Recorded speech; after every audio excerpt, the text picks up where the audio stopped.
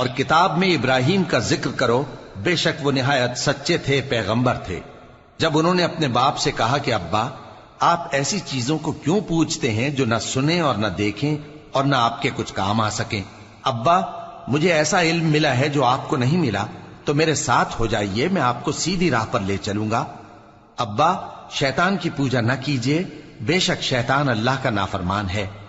ابا، مجھے ڈر لگتا ہے کہ آپ کو اللہ کا عذاب آ پکڑے تو آپ شیطان کے ساتھی ہو جائیں۔ اس نے کہا کہ ابراہیم، کیا تو میرے معبودوں کے خلاف ہے؟ اگر تو باز نہ آئے گا تو میں تجھے سنسار کر دوں گا اور تو ہمیشہ کے لیے مجھ سے دور ہو جا۔ ابراہیم نے سلام علیکم کہا اور کہا کہ میں آپ کے لیے اپنے پروردگار سے بخشش مانگوں گا، بے شک وہ مجھ پر نہایت مہربان ہے۔ اور میں آپ لوگوں سے اور جن کو آپ اللہ کے سوا پکارا کرتے ہیں ان سے کنارہ کرتا ہوں اور اپنے پروردگار ہی کو پکاروں گا۔ امید ہے کہ میں اپنے پروردگار کو پکار کر محروم نہیں رہوں گا۔